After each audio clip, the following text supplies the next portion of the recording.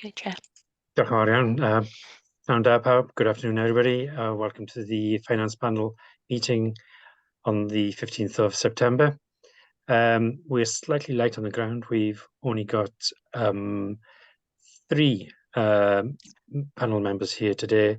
Councillor Arol Jones, Councillor Pete Lewington, and just as I was saying, Councillor Corina has also joined us. We've got a number of apologies. Kath, could you go through them? I haven't got them at hand. Yes, of course. We've got apologies from Councillor Gareth Ratcliffe, Councillor Glyn Preston, Councillor Chris Walsh and Councillor Jeremy Pugh. Gareth Hall, the member from Governance and Audit, will be coming across at about 3:30. He's got a conflict of meetings, so he'll be coming across a little bit later. Okay, thanks, Kath. And can I also welcome Chair of Audit and Governance, Lynn Hamilton. Thank you for joining us again, Lynn. Second item on the agenda, declarations of interest. Please inform the committee as we go along if you do have any. Item 3 is the minutes of the meeting held on the 30th of June. First, just for correctness, are we all happy that they are correct record? Pete's got a hand up. Arol? Yeah. Yeah, no, I'm happy. I don't know if you were here. Oh no. You were here last time, weren't you, Arol? Yeah. Yes, yeah. Yeah. No, I'm happy to move or second, whatever. Great. Great. Everybody in favour? Yeah. Thank you. Could I just raise a quick comment, Chair, if I may? Yes, certainly, Pete. Yeah, thank you. It was just around about the timeliness of the papers. Again, I was just concerned from my personal point of view that we didn't get the papers until about 7:30 yesterday morning. I know there was cabinet on Tuesday, but I do think that gives us a very short period of time to actually look through these papers in the depth that's required for this meeting. Because although we get them early on a Thursday morning, I'm sure we may perhaps have other diary commitments and other things to do. So I didn't know, just going forwards, if there was a way we could get the papers out in a more timely manner. Thank you. Thank you, Pete. No, it is extremely frustrating, really, because these are Q1 reports, and we are almost at the end of Q2 now. So in a way, there's little excuse for the lateness of the outturn numbers. Jane, you got your hand raised. Yeah, I think the timing is extremely tight between when Cabinet have the papers and discuss them informally before we can actually release them to Finance Panel. And there is always this tension, I think, with any of the scrutiny committees, how quickly papers can be released following Cabinet receiving them. So that was the case in this instance. You know, Cabinet were looking at these on Tuesday, and then we had a tight turnaround as officers then to make any final adjustments and get those back through to the panel. So yes, apologies. It was based on my priorities, I think, as well, over that period. So apologise. We try to get them out swiftly as we can, but as I said, because of the time in there, it can mean it's very, very tight.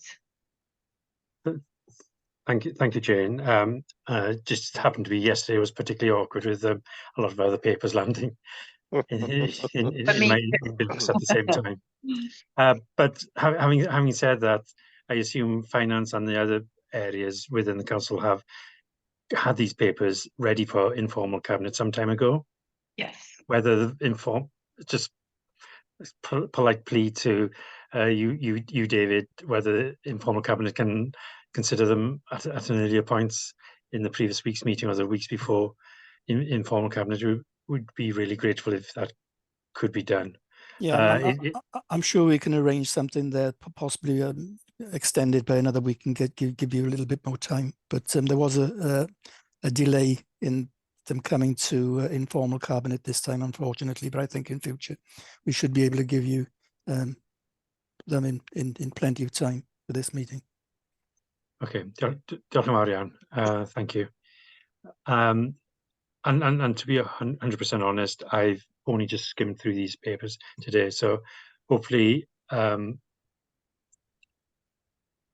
each committee member has to focus on separate areas, but somehow I doubt it, and that we can complement each other. So hopefully, Jane, you can go in some depth and take your time in some areas if there's questions from members. Thank you. Yeah. Sorry, back to minutes. We got some actions on here, outstanding actions on page 4. We were looking at the terms of reference. Councillor Pete and I met with Jane middle of August. I understand, Jane, you haven't had a moment to sort of formalise that and put it down on in print. Hopefully it can be done very soon.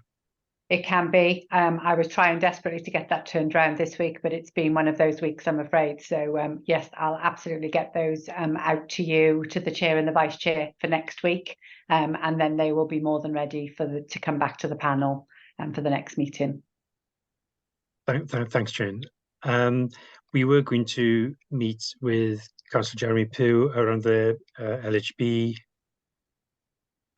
contract and uplifts, but he didn't turn up to that August meeting, so we haven't progressed that at all. I don't know whether you've had a separate meeting with Councillor Jeremy. Not on that particular item. I have met with Councillor Jeremy over the summer period, but we didn't actually raise that one at the time, so I'll have to follow that up with him. And the Capital Energy, that £2.2 million grant, you did send through the paperwork. I haven't got it in front of me now, but from what I remember, it was early Feb, the actual date the grant landed. So it was, I know budget papers had been drawn up, but it was before the budget was set. Item 4 on the outstanding items. Oh yes, it was something that Councillor Jeremy Pugh raised about returning funding to Welsh Government. We didn't think there was any at the time, but Jane. No, I failed to find anything that we had returned. So it was again about having another discussion with the councillor to see if he could be a bit more specific about what he thought had gone back. So that conversation hasn't happened. But what I'll do is I'll meet or message speak to Councillor Jeremy outside the meeting and see if we can resolve both of those items now quickly. Okay, and I think it was around the time Welsh Government had sent some capital money back to UK Government. Whether the two stories got mixed up, and I'm not 100% sure. Thank you. The Bro Hydgain, you did send the delivery timescales through. Did the rest of the panel get those as well? I didn't really check if it was forwarded to everybody else. Was it, Kath? I haven't forwarded it on. I was going to forward it on with the minutes following this meeting. Oh, okay. So we've got to follow on for all the action points. Okay, brilliant. Thanks, Kath. Yeah,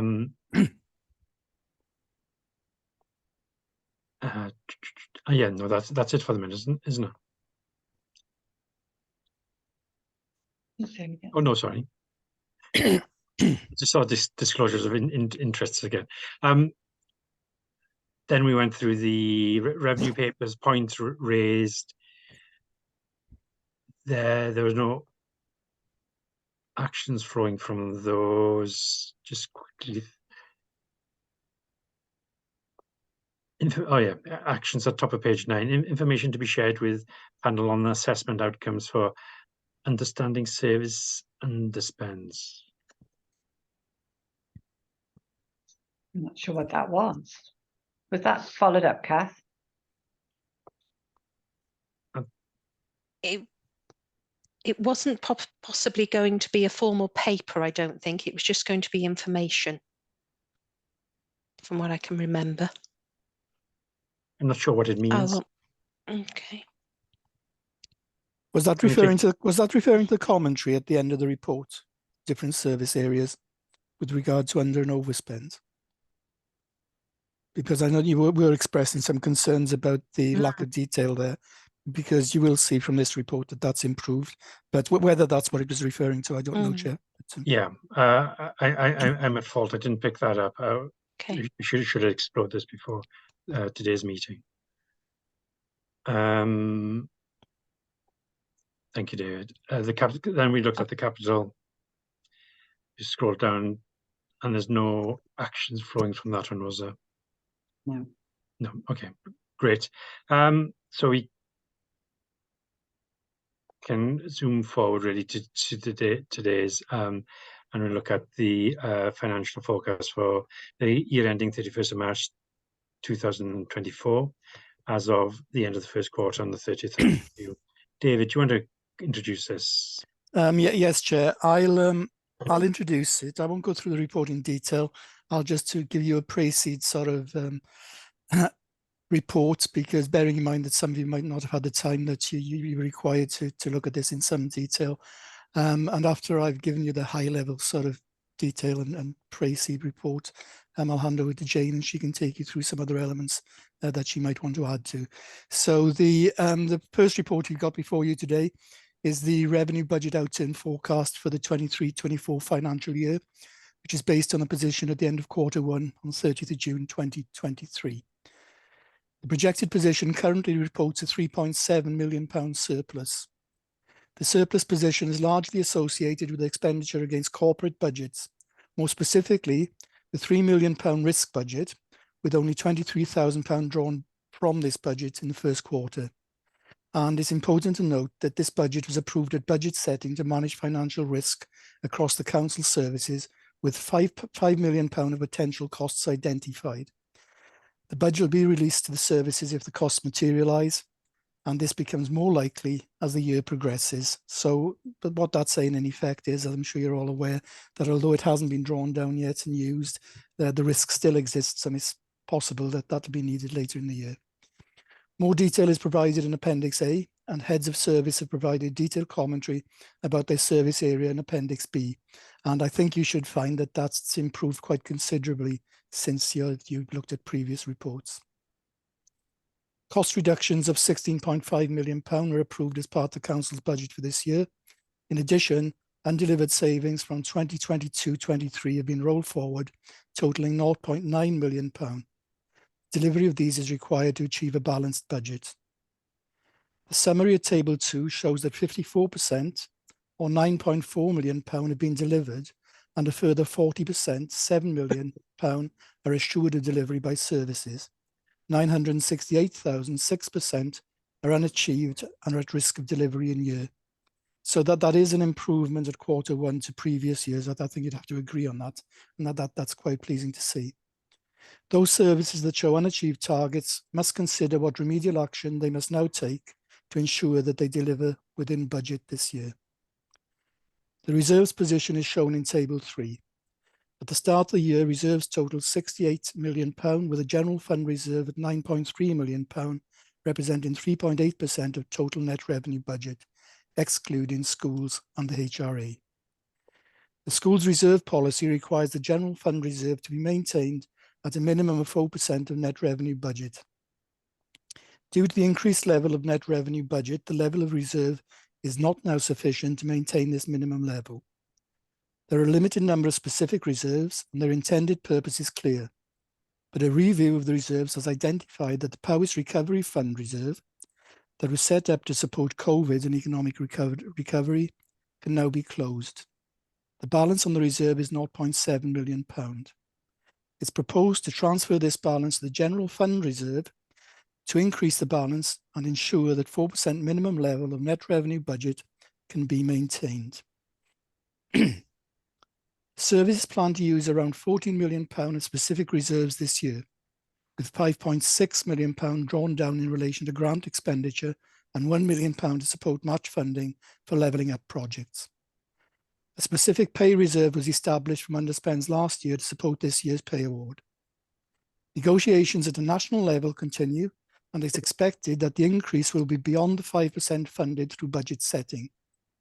The current pay offer equates to around 7%, resulting in a shortfall of around £3.3 million this year. The reserve will fund these costs for this financial year, but the recurrent budget shortfall will need to be addressed as part of budget setting for the next year. Schools have also set their budget this year with an expected call on reserves of £5.7 million. This figure is improved by £98,000 based on updated forecasts. Transformation projects have been approved for 23-24, totaling £3 million. Costs associated with any redundancies that arise from transformational activity will be supported from any slippage in the programme or the spend to save reserve.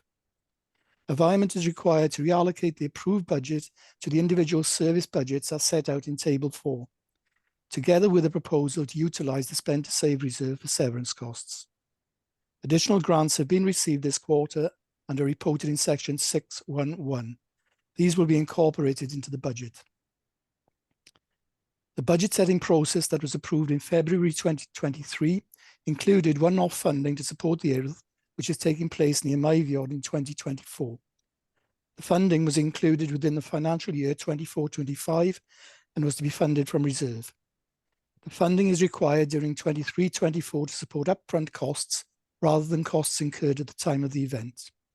Therefore, Environment has proposed to release £100,000 from reserves to support this. Section 7 of the report highlights the financial risks we continue to face. Inflation and demographic pressures and rising interest rates continue to impact on the budget. Although CPI levels are now starting to fall, they remain higher than our budgeted allocations. The greatest financial risk remains in our ability to deliver a balanced budget over the medium and longer term. Cabinet will be considering a report later next week, next Tuesday, which provides an update on the latest economic projections and how these influence and impact on the developments of the Council's budget and the medium-term financial strategy. And we will introduce that report to you later this afternoon. I'll now hand over to the Head of Finance, Section 151 Officer, to provide further comments on the commentary. Thank you, Chair. Diolch, David. Jane. Oh, and unless members got specific questions for David at all. But we'll ask him after Jane. Thank you, Jane. Thank you, Chair. So I think David's covered most of the report quite clearly. I think the only thing I would pick up on is some of my comments in the report. The outturn for last year was a positive position for us, and that was extremely welcome. And we did use that opportunity to set aside some specific reserves because we anticipated the pay award negotiations that were continuing at that point in time. And that has really stood us in good stead to be able to cover those costs in the 23-24 financial year. We're still keeping a very keen eye on other pressures.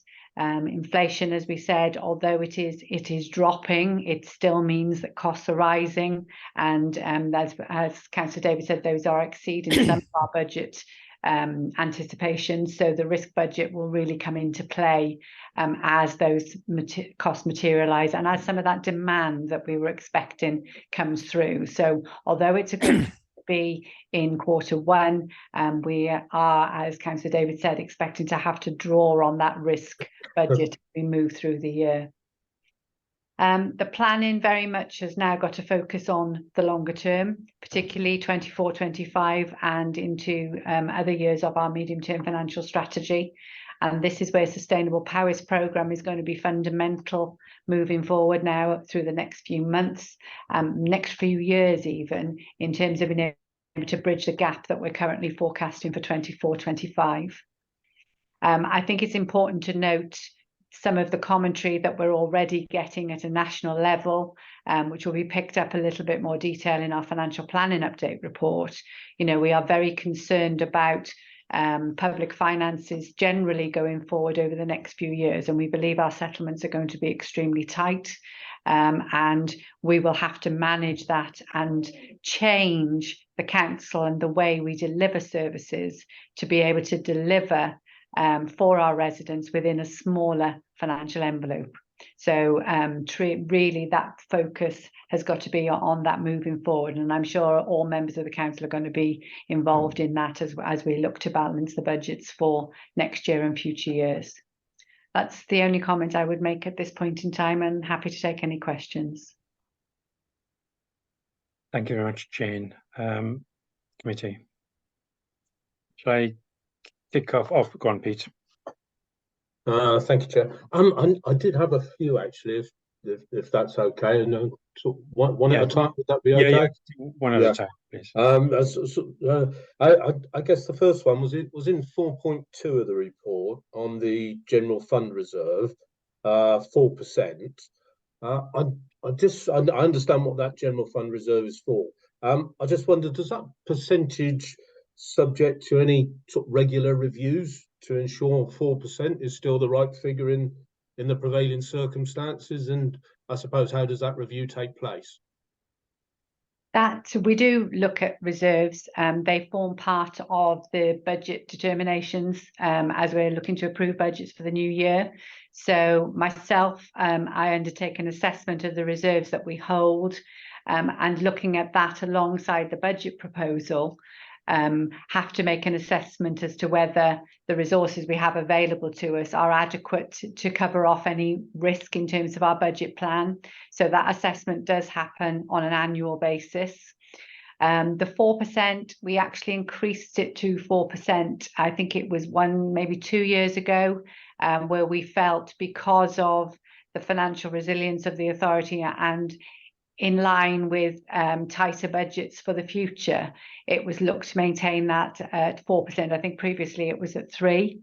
So again, that will be reviewed now as part of the budget plan being proposed to council for next spring. Okay, thank you. And it forms part, sorry, Pete, it forms part of MTFS as well, doesn't it, really?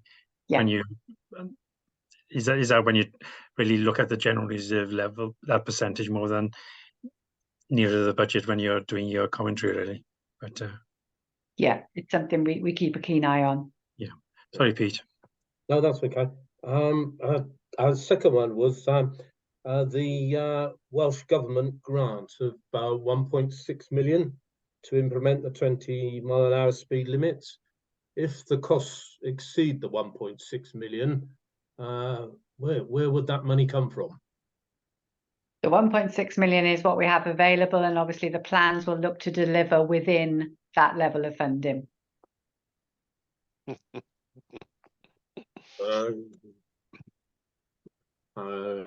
Very good politician's answer there, Joe. The service will be monitoring that, obviously. Yeah, okay. No, I fully understand what you say, but yeah, I guess if it wasn't properly costed in the first place, I don't know. So say, for example, if we've got 10,000 30-mile-an-hour signs that we've got to replace them, and if they do cost more than 1.6 million, how do we make sure we get it done for 1.6 million? But okay. I did have a third one and a fourth and a fifth, if I may, Chair. Sorry. In section 7 on the financial risk, I'm not sure if this is the right place to raise it, but just something that recently came to my mind was I think I heard, Saul, that if as a council we don't hit our recycling targets, we would be fined £100,000 for each percentage point we fail by. And I guess whilst I appreciate the sort of great work of our residents and recycling teams do, I don't know whether that risk has been identified and if there's a provision to cover it. It is a risk that we are aware of. I think in terms of meeting the targets, we've been very good at achieving those target rates in the council here. There is always that risk. I'm not aware that any authority has actually been charged a fine in relation to that to date. But obviously it's something we would think about in terms of that overall risk on the budget anyway. Okay, thank you. And then just moving on to Appendix B on page 18. I think it might be a typo there. I saw in the line where it says an overspend of 2.74 million. I think if I've got my maths right, it should be 2.73. But I just wanted to make sure my understanding was right. And adult services. Yeah. Yeah, I think what they're saying is before delivery of the savings, that would be their overspend position. So it's not a figure you see elsewhere in the report, but they're saying, but when the cost reductions are delivered, that then brings you to the forecast overspend of 45,000, as they've stated there. So I remember when I reviewed it, I actually looked at that because I thought that I was a little concerned myself, but I could see what the service was saying. Yeah, I guess it may be, Jane, just where 45 plus the 2685 gets a bit close to that figure is just added to the confusion. Okay, thank you. On page 27, under the cost pressures, which is the highways, transport, and recycling. Yeah. Cost pressures 1, 2, 3, 4. The 5th point down. There's a £208,000 overspend there on home to school transport. So I guess just what was concerning me was if that is the overspend in just one quarter, then by extrapolating that, I guess we're going to be getting close to £1 million for the whole year.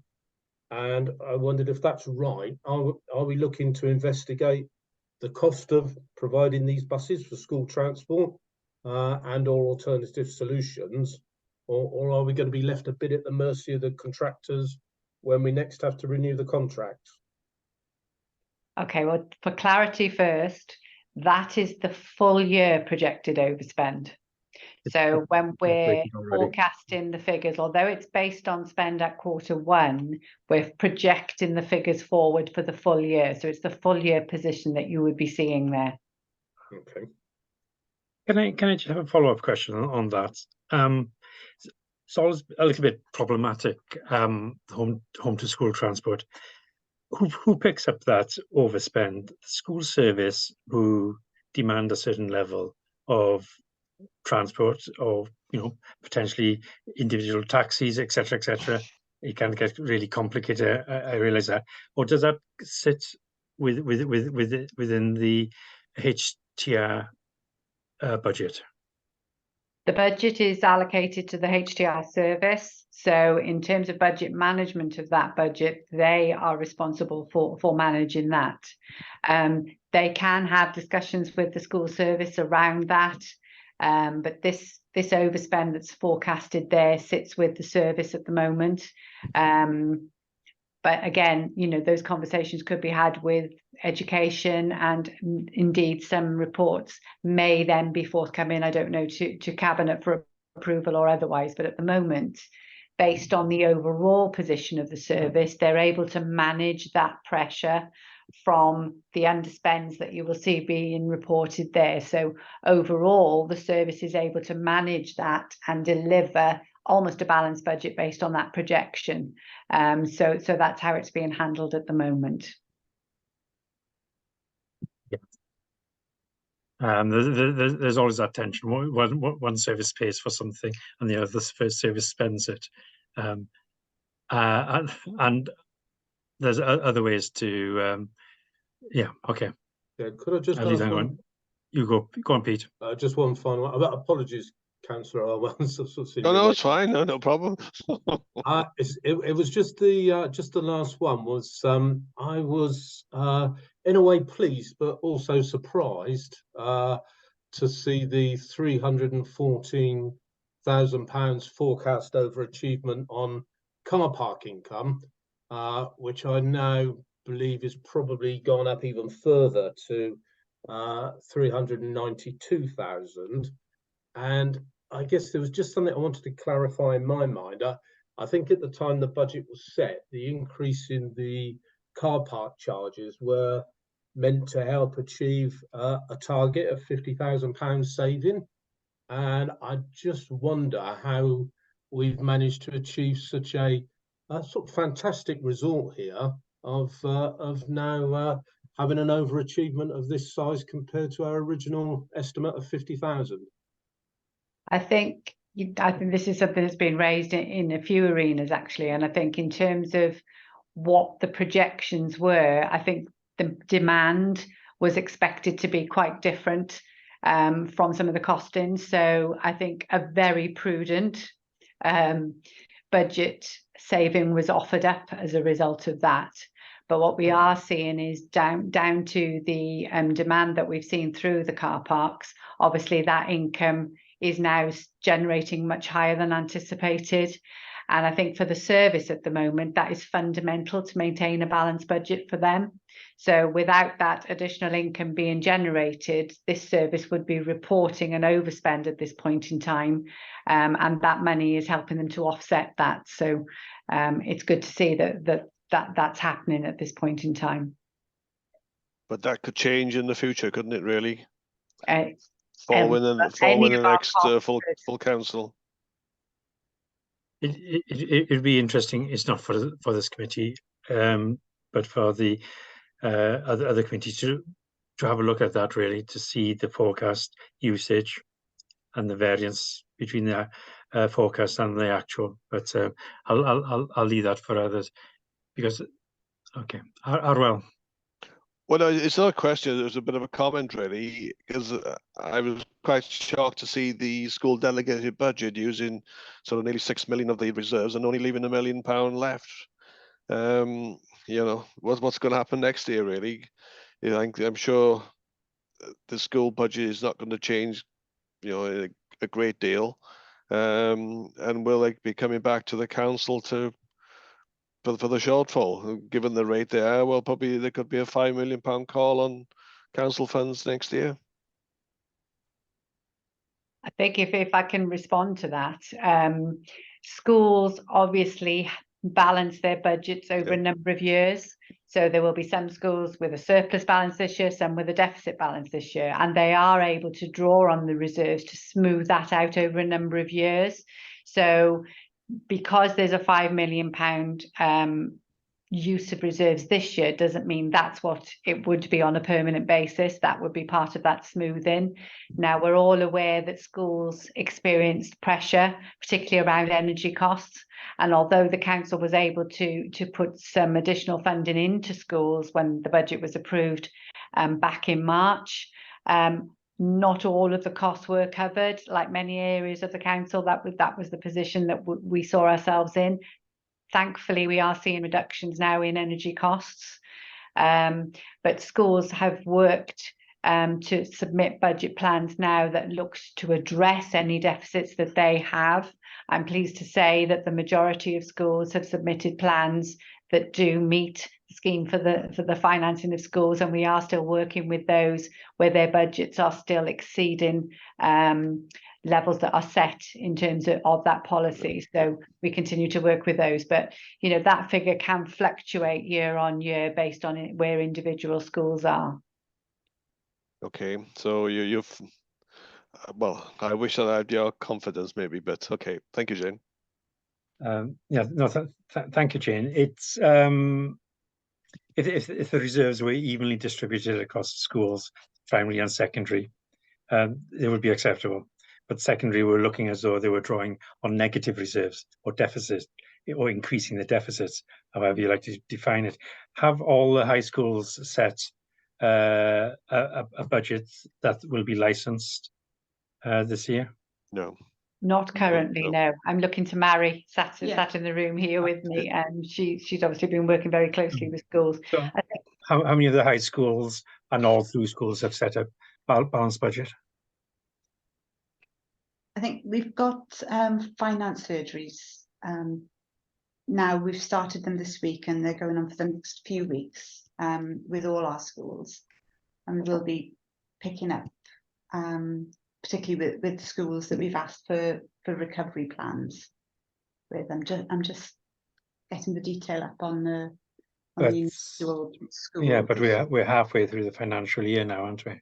Mm-hmm. Nothing will be done in this financial year because 90% or whatever is staff costs, and that cannot be dealt with within the 6 month period on that. No. So you're looking at future years to try and drag those deficits back. Yeah, we are. So of those, how many high schools and all through schools have we got? So we've got 11 schools in total, and two of those are all through, yeah. 3 now with Ysgol Bro Ukrainian as well. So and 6 Oh, sorry. that have set budgets that were at the start of the year that were approved under the scheme. So only half the schools, high schools, have set approved budgets. Yes, but I'm hopeful that were in historic deficit position anyway. So they will be coming back into surplus over time for some of them anyway.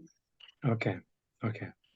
I'm sure the Learning and Skills Committee will look at those, but it is a potentially substantial risk going forward. So it would be good to have we'll have an outturn report again very soon for the second quarter, in mid-October maybe. No, late October, perhaps I'm being over optimistic, but so we can revisit that again. So it'd be great if there's a really good narrative around that and the impact of those of those surgeries on the numbers of schools setting balanced budgets within the next 3 years. Was it 3 years cycles we have, isn't it? Diolch, Mari. Arwel, sorry, Arwel, should I? No. Just a quick one. It's quite an unusual first quarter, Jane. It is an unusual first quarter. I can't remember seeing a first quarter with a positive balance. I think. Have you changed anything? No, I think generally there's been significant changes. I think the last few years are probably not a good base indicator. We had a year where the pandemic hit us, and I think the first quarter there we were really all income recovery stopped. There was lots of things that impacted on us, and that was quite scary. I think the first quarter that you saw predicted there. Yeah. And of course, last year we had the situation where inflation was starting to rise much more rapidly and higher than anybody had anticipated. I think it's fair to say when we set the budget. So in those instances, we were having to deal with that as well. So I think this year's budget setting, we are sort of in a slightly different position, that generally things haven't changed significantly to have that major shock factor, if you like, on our budget. And I think the process in which we set our budgets has improved over the years as well. But it's being mindful that we are carrying a level of risk.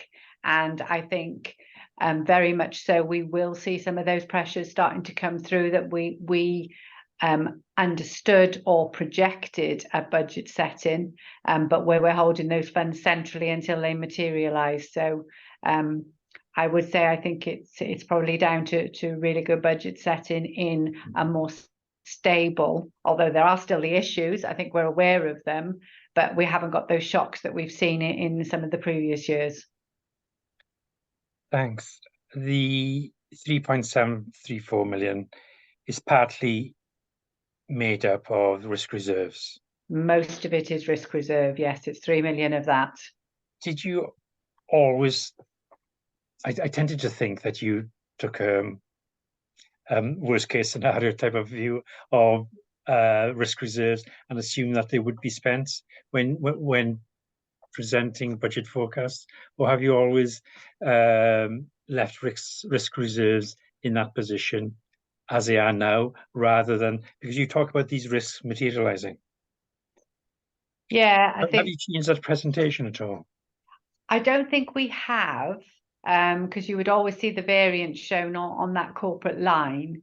But as I said, I think it's the fact that we haven't got those shocks that were causing such financial pressure in the previous couple of years, where it was already eaten up because of the pressures that we were anticipating coming through at that stage. So no, I think I don't believe that we have, no.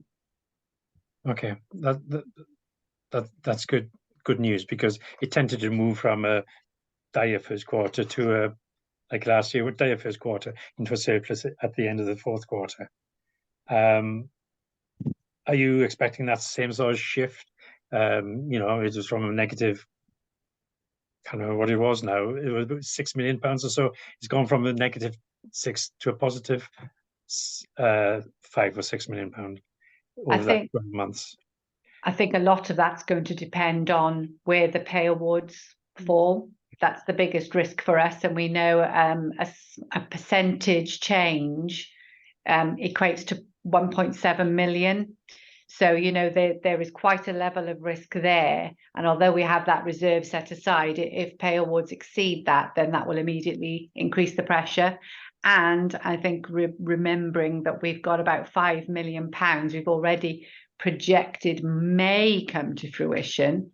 But as I said, we don't include that until we know for sure. So I don't think we'll see the swing at the year end that we may have had in the previous couple of years when we've seen significant levels of grant funding coming through from Welsh Government. We're not going to see that this year, I don't believe. And we know the messages coming out of Welsh Government at the moment are extremely, you know, they have a challenge themselves. Okay. Where are we at with the pay settlements? Sometimes one year merges into the next year. So can you tell us where we are for this financial year? Has everything been agreed now or not? Or which? No, the April pay awards haven't been agreed as yet. So central governments, I know it is more of the NHS, but did this cover other areas of pay? Accepted the pay award recommendations from those independent various bodies. Some in the NHS sector, doctors didn't accept those, but many other areas did. Was that for last year's pay settlements? Yes. Okay. It's like painting the Forth Road Bridge a little bit, isn't it? Sorry, David, I didn't see your hand. Thank you, Chair. I was just going to add to what Jane had said there with regard to this £3.7 million surplus. I don't think there's any room whatsoever for complacency around that. There is £5 million identified risk within the budget, which still might materialise. And I think if you look at the national economic situation, we've got interest rates still rising at quite an alarming rate. There's another review coming up this month, actually.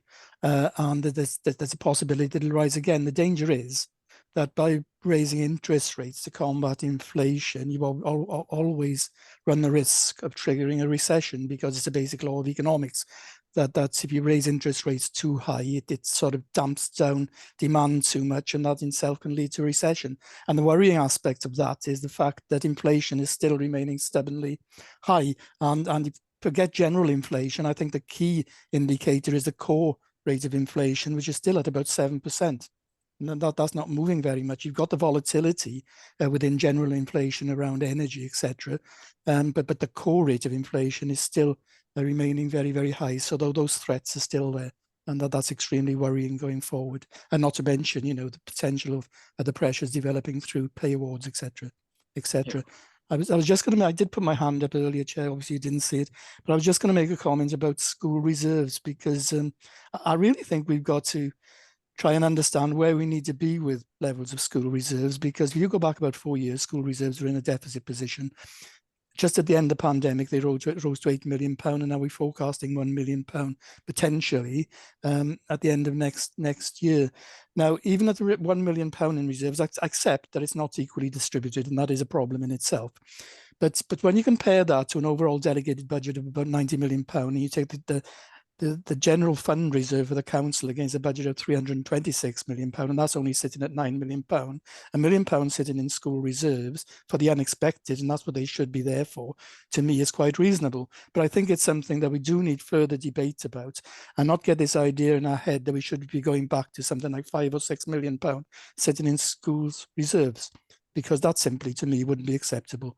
I just wanted to make that point, but yes, I accept that there might be further debate needed around that. Yeah, it wasn't so much the level of the reserve You know, it's at £1 million, it's just over 1%, isn't it, compared to the council's 4%? But it was a shift in the levels of reserve that was alarming people, and you know that sort of trend in expenditure needs to be curtailed somehow.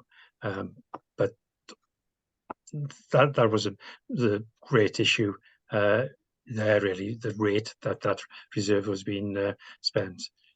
Okay, diolch yn fawr. Croeso I Elwyn and Gareth. Thank you for joining us. Gareth, you got quite a bit of stamina. I understand you've been in a long meeting before now, so good to see you again.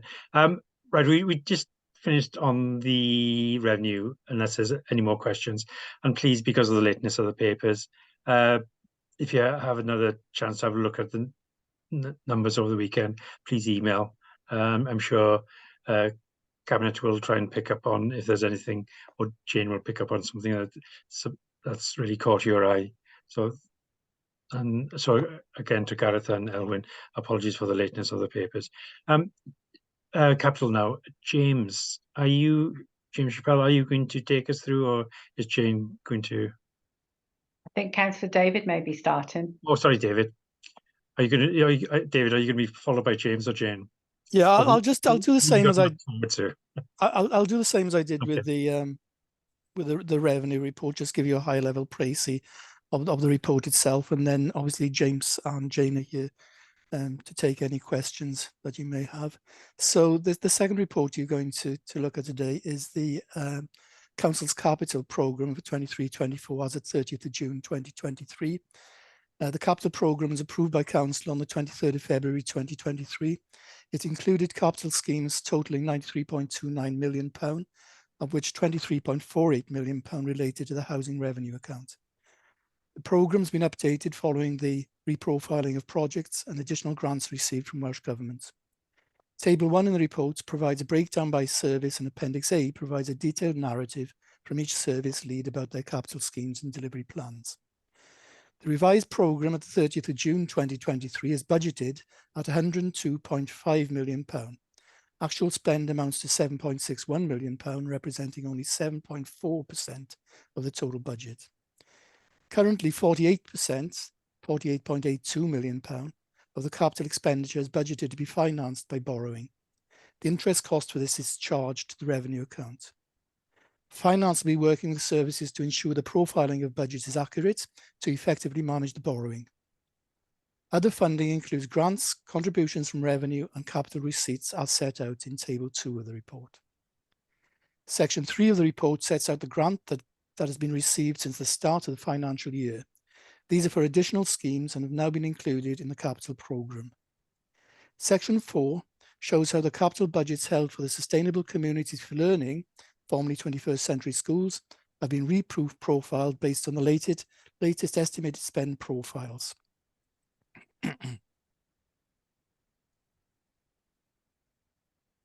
£17.5 million and £23.81 million has been reprofiled from 23-24 and 24-25 into future years 25 to 28. £10.96 million has also been reprofiled for the levelling up projects from 23-24 into 24-25, with £8.4 million on the Montgomery scheme and £2.51 million for the Brecon and Radnor scheme. Schemes are still on track to complete by the end of 24-25 financial year, in line with the grant terms. Capital receipts of £0.77 million have been received to date, with a further £0.95 million of sales agreed. A total of £7.8 million could be achieved this financial year. 2 environments are proposed for approval by Cabinet. £0.02 million from the leisure capital budget to schools major improvements budget as a contribution towards the works at Llanidloes HS Sports Centre Gymnasium, and £0.02 million to the highways budget from the unallocated central capital budget Welsh Government funding of £0.13 million has been provided to continue to expand the community electric vehicle hubs. The environment will enable the council to meet this percentage of the total cost. And at that stage, I'll hand over to the head of finance if she'd like to add any more comments. And I'm sure James and Jane will be more than happy to take any questions around the capital report that's panel might have. Thank you, Chair. Thank you, David. The only thing I'd like to add really is obviously spend in the first quarter is extremely low. And that was something that we picked up with heads of service. And I hope you'll see that their commentary has started to give a bit more context to that, with many of the schemes actually still running according to plan, but where spend was anticipated later in the year anyway.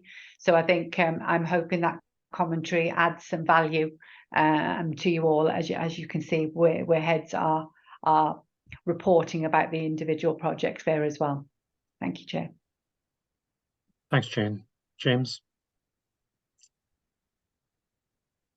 Sorry, nothing to add from me. Okay, sorry. Okay. Thank you very much.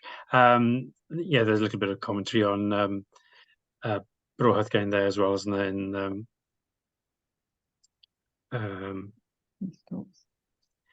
On page 46, wasn't it? We were talking about that earlier in the. But it's sometimes it would be helpful to have like more dates on these projects. It's really difficult to remember where we're at with the various projects. Pete. Yeah, thank you, Chair. It's just picking up a little bit on Councillor David's comment before on interest rates and looking at section 2.4 of the reports that was saying a lot of the work is going to be financed by borrowings. And I suppose I was just trying to understand. I assume we don't borrow on the open market. We get from Public Work Loan Board or something. So I guess what I was just trying to understand was, or relate back to David's comments about Bank of England base rate changes, how that actually impacts where we're borrowing from, and what is the interest rates that we're borrowing on in relation to Bank of England. So should I go with this? The PWLB rates are linked to the gilts market, so it's a certain amount above gilts market, so that depends on that. They have increased as base rates increased. So currently 1 year money is around borrowing for a year, sorry, 1 year money. Borrowing for a year of a term of a year is around 5.9, nearly 6%. And they're all remarkably high at the minute. So what we're currently doing is we're running down as much of our cash as possible, borrowing the minimal amount we need to keep ourselves liquid. And where we do need to borrow, we're borrowing over a short term, sort of 12 months or perhaps a little bit longer as required, in the hope that when they mature, those loans mature, we'll be able to borrow at a lower rate as interest rates drop down over the next couple of years. The Treasury advisors are expecting the sort of 50-year PWLB rate to be sort of 3.6% in about 2 or 3 years' time. So we're just trying not to lock ourselves in for too long a period. Yeah. Okay. Yeah. Thanks, James. Thanks, James. Arwel. Yeah, just on the capital receipts, really, we've had roughly about £1 million, and of a 7.8 million sort of projected total. So obviously, there's about £7 million sort of asset sales or what have you to come in. But can we, have a bit more information, sort of where they're looking to get that £7 million from? I don't think we necessarily have that here today. The property team would have, sales of various assets around the council would be considered as part of that. Very often it's a target rather than something specific, but that was an area within which we're looking to generate at this time. We can ask for more information to be provided to you about where they expect exactly that to come through. That's fine. Yeah, we can provide that. Okay. Yeah. Thank you, Jane. Thank you, Jane. There's usually a line there saying, just like savings delivered, you've got confidence around delivering X millions receipts, and possibly a small percentage you've got a little bit of uncertainty around. But that sort of paragraph 5 doesn't really contain that, does it? It doesn't give you confidence of that if that will be achieved during the next week or so. No, it's first quarter. Yeah, and of course it does rely on sellers coming forward and them completing within a reasonable time frame, doesn't it? So, you know, these things can drag on for months.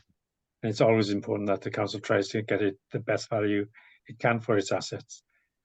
I'm sure I saw another hand somewhere. Was it? Just Gareth it was. Okay, Gareth. Yours. Oh yeah. Hit it a bit harder, Gareth, I'd say. Yeah, sorry, Chair. Yes, I'm leading a subgroup of the Governance and Audit Committee looking at capital assets and procurement by the council. And one of the emerging conclusions that is coming to the fore, is the need for greater visibility through a 10-year capital programme of the council. For example, from 24 onwards, there's quite rightly is an ambitious schools transformation programme. We all know about the inflationary pressures of construction costs going up, refinement of schemes. It would be good to get visibility over that period of how much this is going to cost and how it's going to be funded, to see where there are any shortfalls coming up and how they can be addressed or confronted sooner rather than later. And I know there'd be gaps, but you've got to start somewhere. And I think our recommendation would be to start now and not just have a 5-year medium, have a 5-year medium plan, but also have a long-term plan.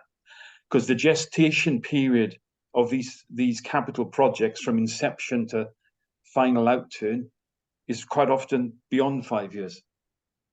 Gareth, I'm very tempted to say something, but I'll leave that to Jane. I think, you know, I welcome that, because it's something that I'm keen to have in place as well. We do, you know, we publish a 5-year capital programme. We have a longer term programme in draft that we work on, so we do work over a longer time scale there. But of course, we're driven very much by the council timetable as well, in terms of the term of council and so on. So it is difficult to project with any real certainty where we're going, but we are looking very much to extend the programme that we keep an eye on. And obviously for the 5 years you have that funding profile as well. But again, a lot of that is reliant on grant funding and things coming through, and we don't always know where we are with that either. So we have got that longer term plan in draft, but it is very in draft, and I think it becomes more certain as you move closer and move along that timeline, really. But yeah, absolutely, we need to have that longer term focus on all of our capital. Well, that's good to hear, Jane. So hopefully we can reinforce what you've just said by a formal recommendation through Lynn as chair of the audit and scrutiny group, which will go up to cabinet then. Making that and other recommendations. I just can't resist the temptation to say something on this. We used to publish a 10-year capital programme, but I lost that battle a couple of years ago, and it was reduced to 5. And there's nothing wrong with a vague 10-year programme, to be honest, in the latter years, but it does give a sense of direction to the council and their priorities, areas of spend. So I would support your call, Gareth and Lynn, to look at that, especially with around schools, huge sums of money over a long time scale. So there's nothing wrong with that flowing between various councils across our election cycle.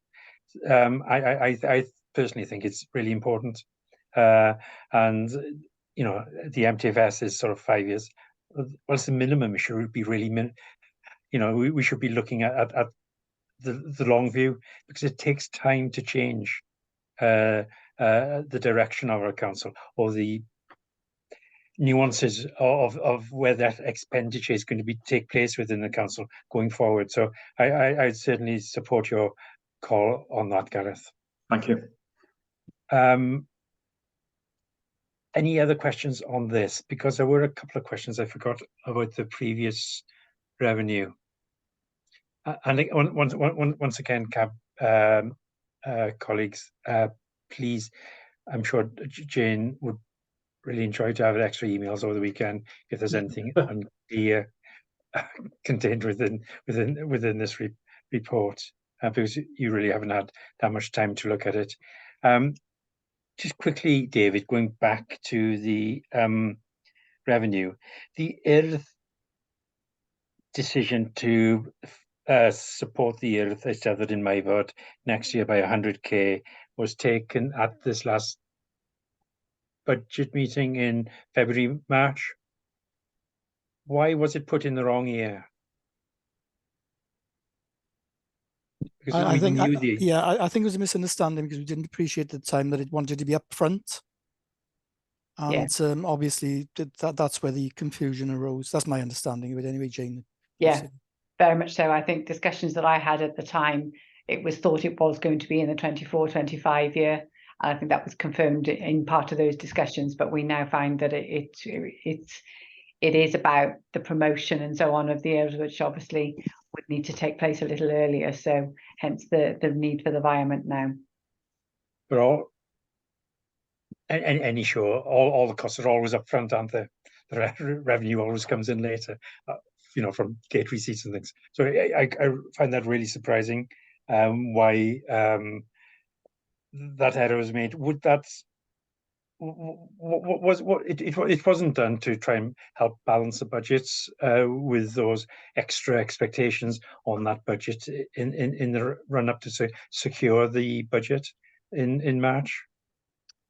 No, I think even in terms of it being included in the 24-25 year, it was expected to have been drawn from reserves anyway. So that hasn't, you know, it hasn't had any sort of significant impact in terms of the budget plan. It just was profiled into the incorrect year when the budget was approved. Okay, and there are plans to replenish that when you draw on reserves. It should be plans to replenish. It's a general reserve, I assume. We would look to see which is the most appropriate reserve when we get to the year end. You know, we do change funding. If we have an underspend on the budget, we may well use that to offset that cost rather than draw on reserves. So we will look to see where the best opportunity is to do that when it comes to it. Okay, and just on following up on Pete's comments on the £1.6 million a 20 campaign, the changing of the signs. I assume that 1.6 covers a lot of labour costs of the council hiring the council's men. I haven't got the detail to hand. I believe that we would have submitted what we considered to be the estimated cost as part of the grant application, and there will be all of that detail behind it. But yes, it will be about the installation very much of the change in the signs and so on. Yeah, so it should certainly cover the labour costs. How come the highways are still running a deficit? Because they're obviously not, when they're busy doing that work and can pay for that work, and they've been doing a lot of work over the last few months, the highways are still in deficit because they're not doing this. Obviously, not doing highway maintenance, mending potholes, and members across the county can see we're really falling behind with that maintenance work. I'm not sure. I'm not sure to know whether it's our own labour force doing certain aspects of that or whether we're using subcontractors to do some elements of it. I think if we want any more detail around that, we would need to go to the head of service. Yeah. Maybe that it would be useful. I'll reread the commentary and find out, see what's there, and I'll take it up with you outside the meeting. Thanks, Jane. Any other comments on this capital outturn report? No. Good. We've got the financial planning report now. Is it? I make sure I'm going back to the right one. Yes, item 6, financial planning report, pages 51 to 72. David, are you going to say a few words? Yes, Chair, I'll just do an introduction. Again, I think we've tried to praise the report. It's quite a lengthy report, and the initial work that's been done on this, I've worked again on it to try and shorten it and just include what I see as the major points that the panel will be interested in. I was expecting you to have been able to read this in some detail, but I do accept now that your time's been limited. So hopefully the points I'll bring out will cover the core of the report anyway, and then any questions at the end, I'm sure that Jane and I can try and pick them up. But it is quite a lengthy paper, but as I say, I'll do my best to make it as brief as possible. So this is an update on the latest economic projections and how these influence and impact on the development of the Council's budget for 23-25 and the medium-term financial strategy. This report sets out the key factors impacting on our financial planning and how these change the assumptions we use in developing our budget plans. There's a lot of detail in the report, so I'm not going to cover everything, but we'll highlight some of the key points, as I just explained. The First Minister, Mark Drakeford, has issued a statement outlining the significant financial pressures Welsh Government are facing. He stated that this is the toughest financial situation we faced since devolution. As ministers review their departmental budgets, it's yet to be established how their action will impact directly or indirectly local government. NHS funding is subject to review, and the reductions here could also impact on the council where joint funding arrangements exist, such as continuing healthcare, additional learning needs, and children's services. Inflation continues to impose pressure on our costs, but headline figures don't tell the whole story, as some elements such as food and transport insurance continue to experience much higher level of inflation than the average. Overall, CPI has slowed down from 10.1 in March 2023 to 6.8% in July. Slowing inflation does not mean the prices are reducing, just that they're rising more slowly. The Bank of England has revised its forecast to 5.1% by the end of 2023, compared with 3.9% in its February forecast. The bank also indicated that it does not now expect inflation to reach its 2% target until the end of 2024.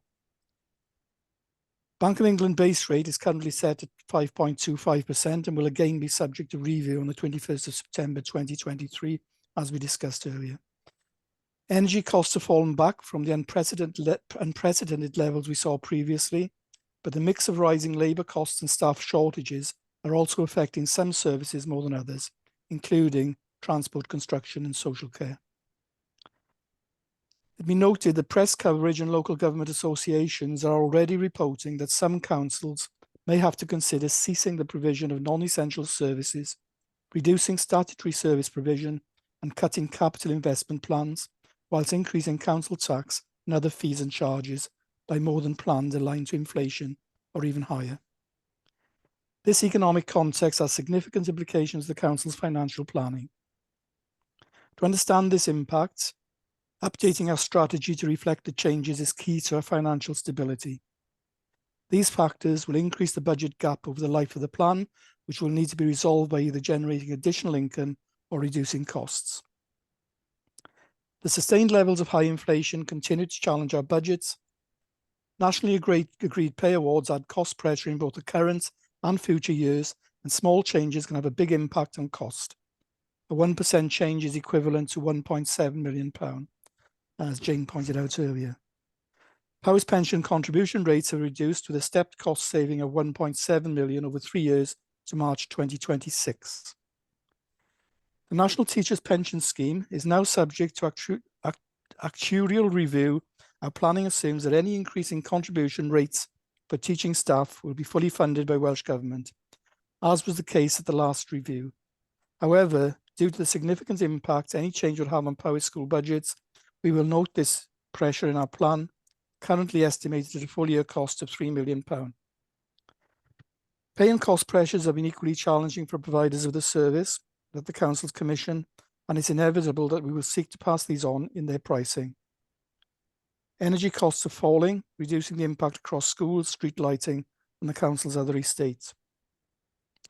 Construction and material costs continue to be impacted by inflation and have a severe impact on the cost of schemes for both revenue and, most significantly, for capital projects. External grant funding may not keep up with the increases, and the risk of affordability, should the council continue with some projects, is significant. Capital investment is significantly supported by borrowing, and although existing borrowing is at fixed rates, new borrowing is not. And whilst there is a market view that rates may fall back as soon as inflation is deemed to be under control, it's unclear whether this will be the levels previously experienced. The cost of living challenge continues to impact on our local businesses and residents. Demand for our services has grown and is expected to create further additional pressure on the council and its services through 24-25 and beyond. All of this impacts on our indicative budget plan for 24-25, increasing our costs, pushing the budget gap to £16.3 million, an increase of £6 million from the £10.3 million gap projected in February 2023. Worse still, at £18 million if the teachers' pension increase from September 2024 is included. The financing of the council's net budget comes from the Welsh Government settlements and council tax income. Future funding levels are not yet confirmed, but assumptions for these elements are key in developing our plans. Welsh Government issued an indicative allocation for the revenue support grant for 24-25 at 3.1%. For planning purposes, our budget plan models 3 scenarios based on 2%, 0% and -2% from 2025 to 26. A 0% reduction for 25-26 would equate to £4.7 million less. Council tax increases is currently modelled at 5% year-on-year increase. It's important to note that Cabinet have not yet discussed the level at which council tax will be set. The percentage used is for illustrative purposes only at this stage. Income from fees and charges and specific grants are also significant funding streams for the council. Our revised modelling creates a £16.3 million budget gap next year and a cumulative gap of £43.4 million.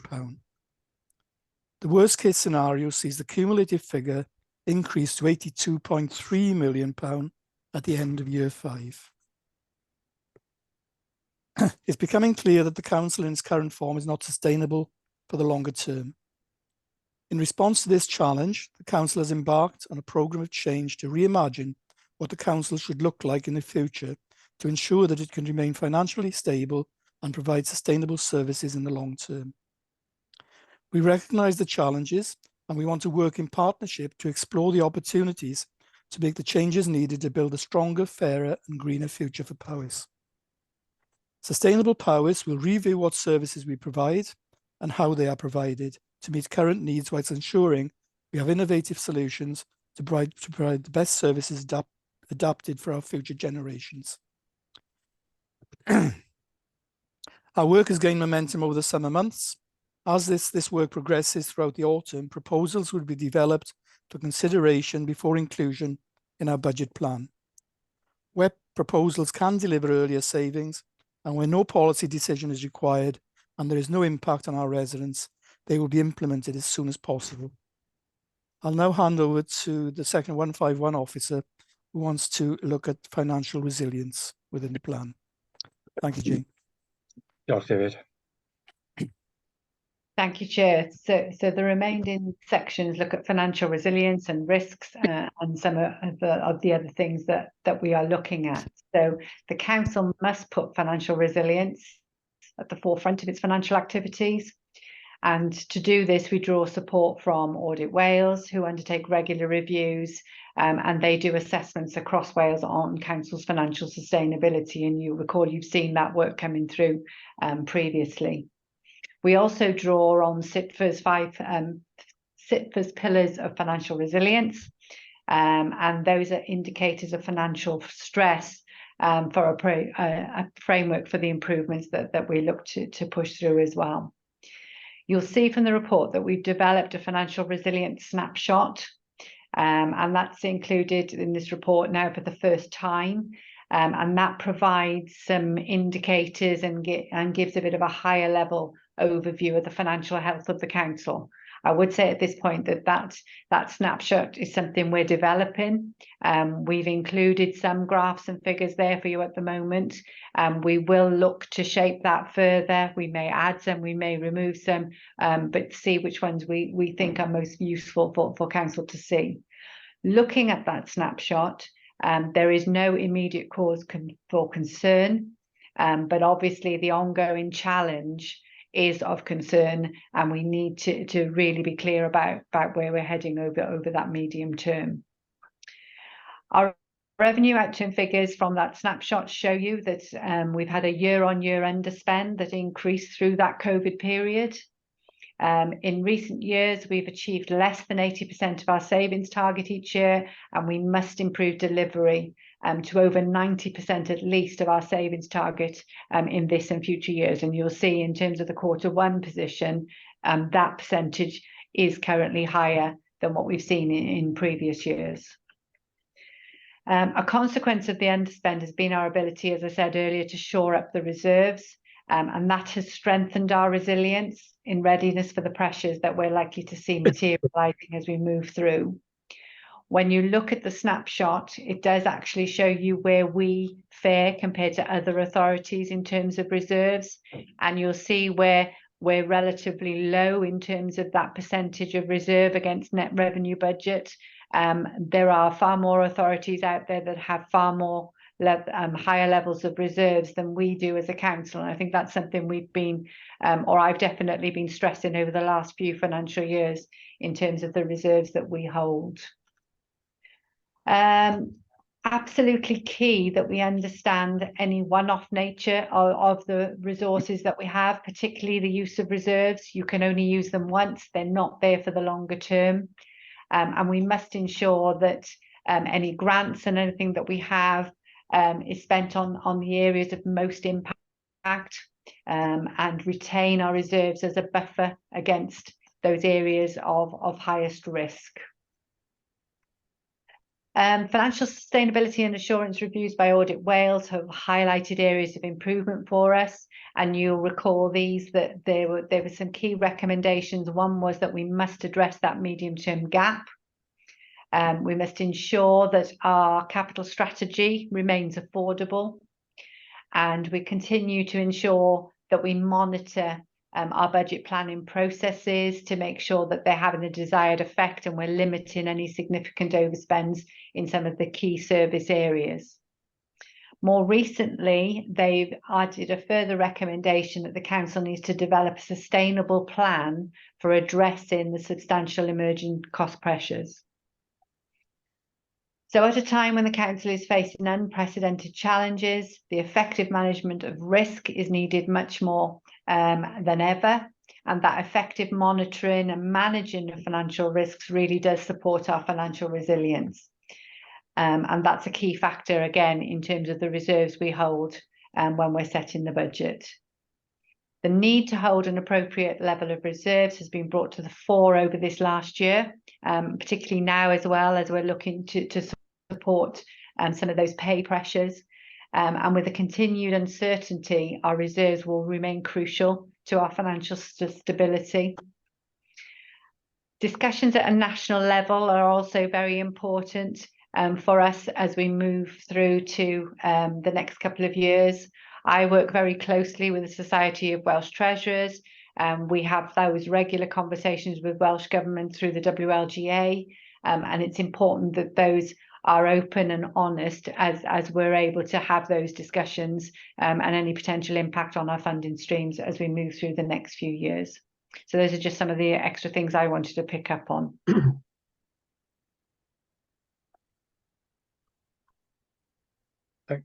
Thank you, Jane. Brilliant. Thank you very much. I've got to admit, I haven't looked at the tables at the bottom that closely. Reserves does play a big part in some of those tables. I could have a little bit of a political rant about them. When you see the ones with the biggest reserves tend to be in the south of Wales. Generally speaking, the ones with the smallest reserves tend to be in the north, and two of the ones with the smallest reserves, Powys and Monmouthshire, ones that are, to a greater extent than any other council, self-funding themselves with a contribution of over 30% from the council taxpayers. So I still have concerns about the fairness of the funding formula that delivers the RSG to Powys, but that's a long-term rant. And David, I know it's extremely difficult to make significant changes in that, and it'll take years to correct, but there is talk about revaluation, which will make that difference even more stark. Councillor Peat. Yeah, thank you, Chair. I just wanted to understand point 7.6 in the report. It's if I'm understanding it correctly, it's saying that any income we get from fees and charges are set out in our council's income policy, and our policy is based on the principle of full cost recovery. So if we're only have a policy to just recover our full costs, I just wondered how we could ever make such a large overachievement on things such as car parking fees. Or have I misunderstood? No, the principle is around full cost recovery. So when we're setting any fees and charges, that is something that we look at. Not always the case, and in some instances we are restricted by Welsh Government guidance on some elements of what we're allowed to charge. So that will vary. What we do ask services to do is to ensure that when they're setting fees and charges on any 1 year, and you get a full register of all of those fees and charges to the council, that we do look to ensure that full cost recovery is the principle that we have there. So, but there will be limitations there, and I think part of assessing your income is about assessing the demand as well for whatever it is you're charging for. And obviously you need to take a prudent approach there and do some modelling around that demand when you're looking at charges as well. And we all know in the private sector, probably more so than in the public sector, pricing can help dictate that demand as well. So it wouldn't be the case in all instances. We would look at those opportunities and look to see which is the best charge to levy for certain items.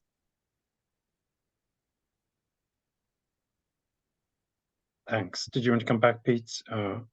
Well, and I guess only with another sort of comment, if I may, Chair. I suppose something just slightly concerns me around these fees and charges is they can be perceived or seen as like another layer of backdoor council tax, really. And I suppose I'm just sort of desperately trying to understand in my mind, if as a council we have this policy that it is full cost recovery and that cost is £1, say, for a ticket, is why on earth we ever ended up charging £2.50.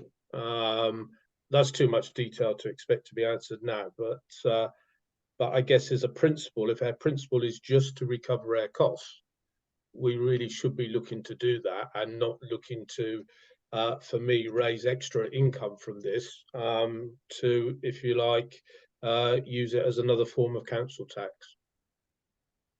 Thank you. Thank you, Pete. I don't think you can really respond to that, Jane. Gareth. Thank you, Chair. Earlier I referred to the work of the subgroup of the Governance and Audit Committee and the need for a 10-year plan. The other major emerging conclusion is the importance of the work that's underway on sustainable Powys in framing decision making for the council going forward. So I took a lot of heart from Councillor David's introduction, where there's been a bit of, because of the summer break, there's been a bit of an absence of an update, but looking at the work that's going on behind the scenes and the sort of timeline that's been worked to get this in place for the next budget round, I think is very important, because this is the findings and the conclusions of Sustainable Powers are going to make some very, very fundamental decisions on what, not just what the council looks like, but what services are provided, what's cut back, what's stopped, what's sold to generate receipts, priorities, what gets done by everything else. So it's good to get that update, and I can't underestimate the importance of the engagement with the people of Powys, because these are going to be such profound decisions that are going to be impact for more than that 10-year plan going forward. So it's good to see that this it's getting some traction now, and it's got a timeline which is sooner rather than later. Thank you, Gareth. It's a bit of a pet hobby horse. I wish we were that much further. This time next year, we'll be halfway through the council. And personally, I believe the progress hasn't been fast enough. But David, yeah, just to add to Gareth's comments with regard to Sustainable Powys, I think it's fair to say that every local authority in Wales are going to be facing severe and very, very difficult to manage financial situations in the coming years, and it's going to be prolonged because, you know, some of the discussion we had earlier with regard to inflation and interest rate rises, they're not going to go away overnight. They're going to be with us for some time. And if this council is going to survive, it goes without saying it's got to change the way that we deliver services, etc., etc. And as far as Sustainable Powys is concerned, we are one step ahead of many other authorities, in the sense that we've got some type of bedrock to build on and try and face up to this crisis. My biggest fear is that its time might be against us, because I think we're seriously underestimating the rate of deterioration in public finance that'll be available in the coming years. So it's a question of really trying to keep ahead of that so we can implement these transformational changes. In many ways, it's a cultural change for the whole authority in the way we do things. And that's not going to be easy to embed, but if we don't do it, as big an ask as it might be, if we don't do it, we're in deep, deep trouble. Thank you, Chair. Thank you, David. I was quickly scrolling through the tables at the bottom. I was looking for a forecast of percentage of revenue taken up by capital costs. Is there a table showing that over the next few years? I couldn't quite find it. Just looking. And I sometimes struggled. Usable capital receipts, for example, on it's had almost in the bottom. Usable capital receipts for 21-22.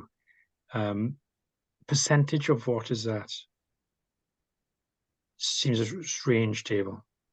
They are, oh, it says percentage, but I thought they were actually receipts held. Do you know, James? Sorry, I was trying to find out which table. Not the bottom one. It's the second up from the bottom on the right-hand side. The blue lines and orange Powys one, and the median is a top line. That shouldn't be a percentage. It should be, because we've value, got 12 million. So yeah, it should be. Those are millions there. And slightly above that, you'll find, if it's sort of the third table, what's this? Third block down on the right hand side is your capital financing requirements forecast. So it's 4% in this year estimated, 4.4, 4.2, 4.1 onwards there. Can't see that. I can't see that. I'm looking for it now. Oh yes, I can see it. What's it labelled as? It's the third one down on the right hand side. Yeah, future capital financing requirements. And then there's a non-HRA and a HRA table. Oh, okay. So at one time, wasn't that 8-9%?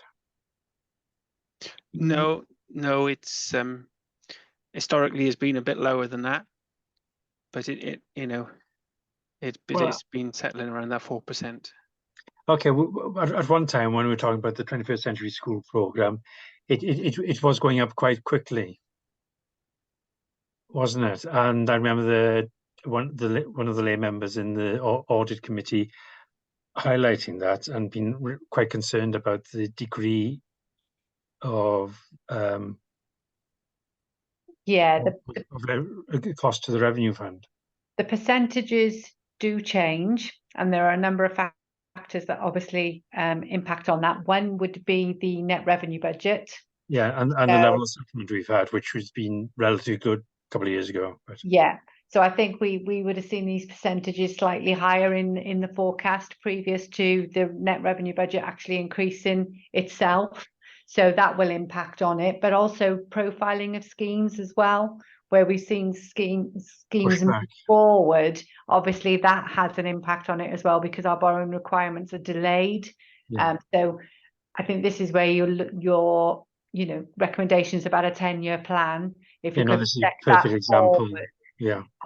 It's quite an important table to keep an eye on, and I think we have got, as I said, this is the first attempt at this, so we're looking for any feedback on it, whether you find it useful, whether there's something you'd like to see that you don't see. It's sort of a work in progress. We've looked to see another authority had developed something similar, and this is sort of our first attempt to do that. So there are things that we can use, but looking across Wales, it's quite interesting to see those changes in percentage there across different authorities. Now every authority is going to be in a different place in terms of its investment priorities and its strategy. But we feel that this is, the first time we'd looked at this, it was really handy for us to just see where we are. Which table now? Which comparison table are you talking about? Not there. It was one that I'd seen elsewhere, and one we're looking to develop. And we draw some of this information from a benchmarking tool that's provided by Audit Wales, and of course you're always a year behind as well, because to get that all Wales data, you've got to wait until it's published nationally. But I think it's something we can build on. I think it's something that we will find very useful. Yes, and as Gareth was, a long view on most of these tables would be really useful to pick up that trend, because lots of these are only 12 months out, aren't they, or 24 months out. It's an interesting one, the future capital financing requirement, because this cabinet has pushed back a lot of the capital programs, and that's going to have an impact on the maintenance programs as well, and the ability to reform the schools within the authority. And from this table, I find it difficult to understand. It doesn't justify that decision, because it's only going forward 4 or 5 years. If we saw a longer timetable and possibly the percentage was shifting up or taking off, it might be more able to justify that stopping of that capital expenditure, because we've seen papers, school transformation papers published yesterday, and real deficit of capital expenditure to improve the school infrastructure in those papers. So I got real concerns about that. There's absolutely no ambition around this schools 21st century scheme, or whatever they call them, or whatever they call it now. Some have benefit from that over the last 10-15 years, but other catchments are really going to suffer because of those decisions. So again, I'm asking for that long view. Apologies, go on. The chart below shows that there's still a significant amount of borrowing included in that increase in borrowing over that time. So your capital financing requirement is the proportion of capital programme that is to be funded from borrowing over time. And as you can see, 22-23 is just over 400 million. By in the next 5 years, that's likely to jump to 500 million. So there's another £100 million worth of borrowing in there. So there's a bit going on there. But those schemes are almost done. Well, not far from a done deal, are they? Some of the Machynlleth, Bro-Cynlleth, Bro-Hyddgen, I mean, that would fall into the 25 or 26, 27 years, wouldn't it? Yeah, and most future schools transformation would fall outside of that. It's the need for this 10-year plan, isn't it? We are seeing the next 10 years, so the 5 years after this, isn't it? Exactly, and then inflation can account for a lot of that increase, or not, going from 24 onwards. That grey line. That's just borrowing. There's no inflation involved, so yeah, that's just the amount we'd have to borrow. Yes, but clearly projects are going to cost more because of inflation. Hence, you got to borrow more. Or am I wrong there? No, there's an element to that, isn't it? But this is the borrowing requirement that you're seeing here, not impacted by interest rates. Yeah. No, it's gone up about £5 million. A borrowing requirement, the grey line between 24 and 20. Table's not that great. 24 and 28, isn't it? Yeah. One. I can't see the numbers on it. It's 500 million, is it? Oh. Yes, it's going up from around 400 million to estimated at the end of this year to, well, the capital financing requirement is going up by about 100 million, but we do have this term we don't like, the under borrowed amount, because we don't necessarily need to fully borrow all of the time. Manage your cash flow, by managing our cash flow. So, but the potential is there at some point if we do have issues with our cash flow. We could be fully borrowed in 4 or 5 years' time. Yeah. Okay. It's one of the risks, isn't it? Yeah. Brilliant. Thank you, and thank you, David. It does really. It's a basis of, and I hope this would be developed further, because it's a basis on what funding the council over the next few years is fundamental to that as well. So, thank you. Any other questions from members on this?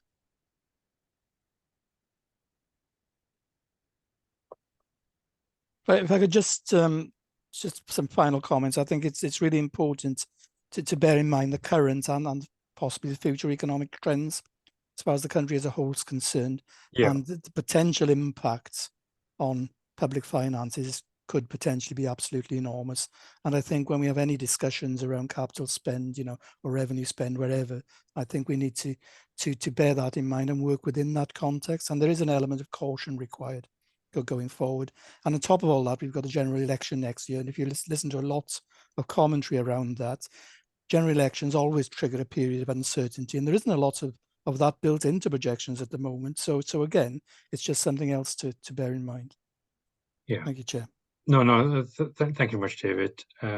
It is something to build on, and it forms a big chunk of your medium-term financial plan, doesn't it?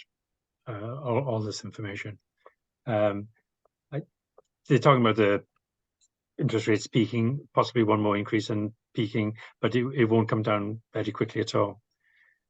And in inflation, there might be a little bit of an uplift because of the public pay settlements in during this next quarter, but we'll see those feed through.